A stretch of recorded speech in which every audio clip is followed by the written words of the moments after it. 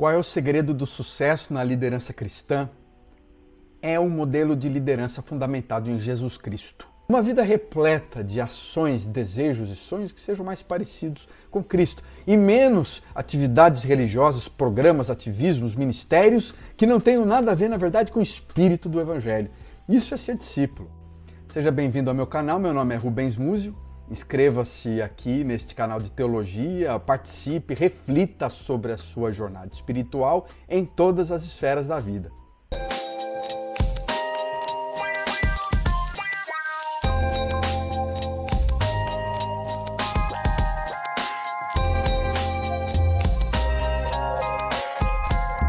Pensemos na vida de Jesus talvez em três categorias muito importantes: oração, palavra e discipulado.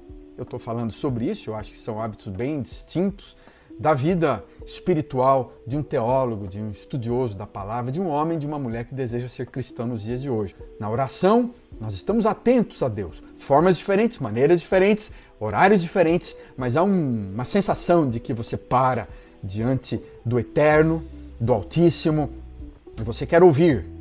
Você talvez nem use palavras para expressar aquilo que está no seu coração, que você deseja a atenção dele, que você deseja que ele ouça você, e você pergunta, você fala: Deus, isso, como é que eu faço isso? Como é que eu resolvo aquilo? E você está em encruzilhadas da vida, está sentindo uma angústia, uma dor, e você quer ouvir Deus, você quer se entregar a Deus, quer confiar nele com a sua pequena fé, mas você está atento a ele.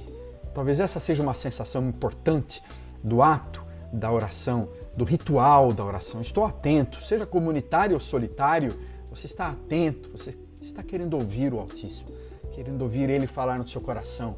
Isso me parece que Jesus fazia com muita frequência.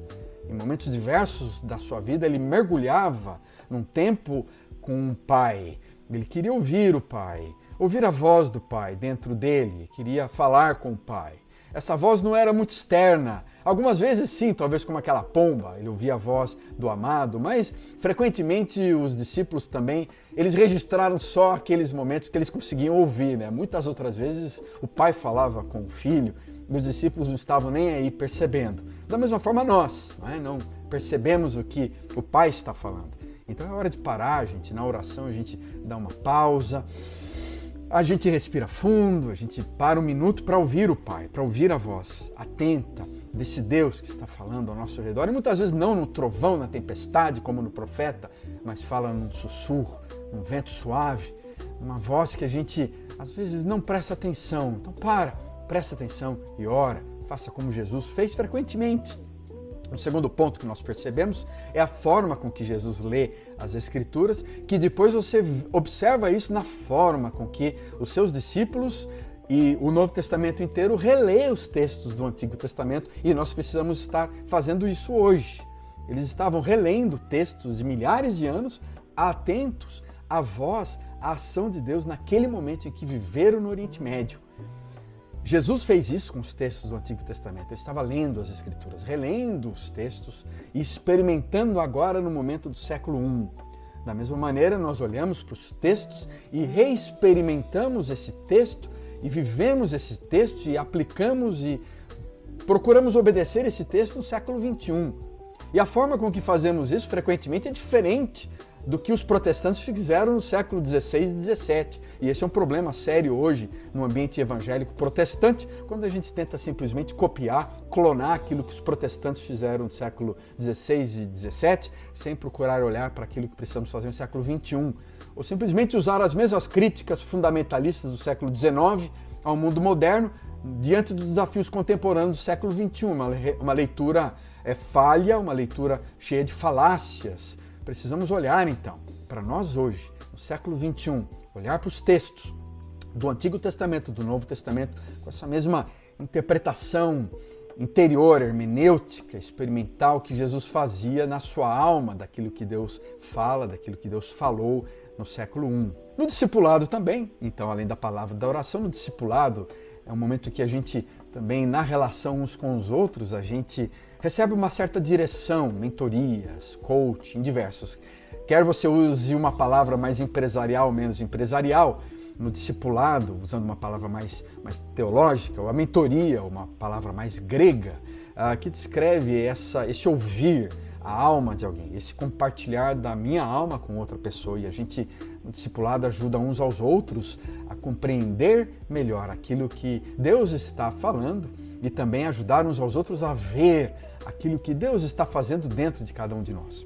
Na sociedade contemporânea, me parece que nós estamos muito distantes da palavra, da oração e do discipulado.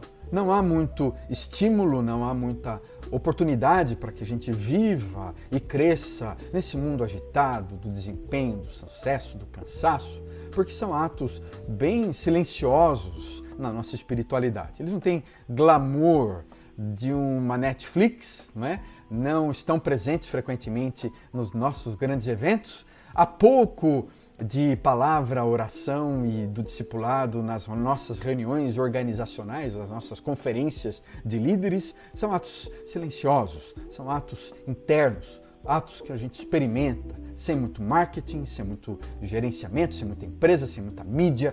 São práticas que não impressionam, inclusive, as pessoas. Você é líder de uma comunidade, as pessoas não estão muito interessadas como é que está a sua vida espiritual, como é que está a sua vida de oração, como é que está a sua compreensão dos textos sagrados e vivendo. Não, são atos que na vida do líder não mostram que ele tem sucesso. É possível ser um líder, inclusive, de muito sucesso, próspero, de uma igreja grande, bem conhecido no mundo evangélico, no mundo religioso, sem exercitá-las, sem exercitar a vida de oração, sem exercitar essa experiência da palavra, sem ser discipulado e discipular. São áreas, eu diria, negligenciadas pela maioria dos líderes.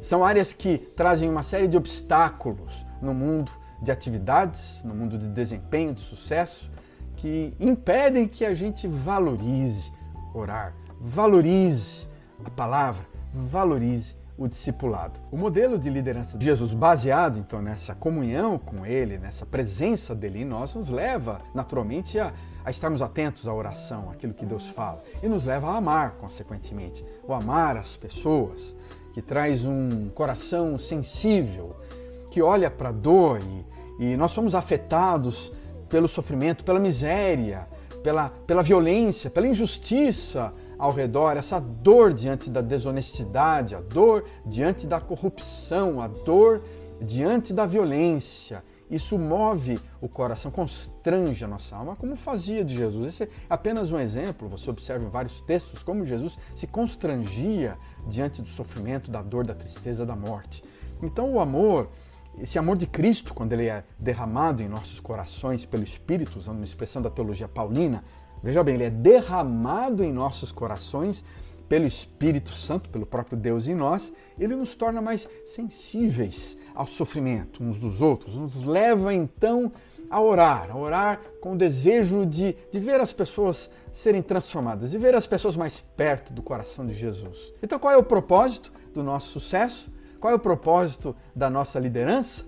Qual é o propósito da produtividade dentro da comunidade? Não é simplesmente o bem-estar, crescimento e desenvolvimento e o franchising da nossa igreja e o brilho da nossa comunidade e mais curtições nas mídias sociais. É glorificar a presença desse Jesus dentro de nós. É entronizar esse Jesus no sentido, a gente usa essa expressão teológica, dele estar no centro da nossa alma, é trazer mais ao mundo essa boa reputação do Criador. A gente usa a palavra glória, Glória a Deus, você fala muitas vezes glória a Deus. Glorificar a Deus significa realmente dar o crédito a Ele em tudo que a gente faz, dar o crédito ao seu reino, não expandir o nosso próprio reino, aumentar nossa própria igreja, mas o sucesso do ministério, o estar perante Deus é justamente esse desenvolvimento da própria pessoa de Cristo dentro de nós. Um assemelhar-se nas nossas motivações, sentimentos e desejos àquilo que está mais central no coração de Jesus. Não nos aplausos, produtividade, posição, prosperidade. Posição, prosperidade, produtividade precisa estar debaixo desse contexto do Evangelho, esse contexto da teologia espiritual, do que significa realmente viver uma vida em que Cristo é importante para nós. E é sim, portanto, tudo que a gente conquista no nosso ministério, o desenvolvimento da igreja, ele está debaixo de um centro teológico muito mais sólido. Deus dá coisas, Deus dá graça, Deus pode dar o sucesso para você ou não, sua igreja pode crescer ou não, seu ministério pode se desenvolver e prosperar ou não, mas o importante é que você está fazendo consciente de que a pessoa de Jesus está em você, crescendo, e isso está te levando à maturidade, a uma felicidade verdadeira.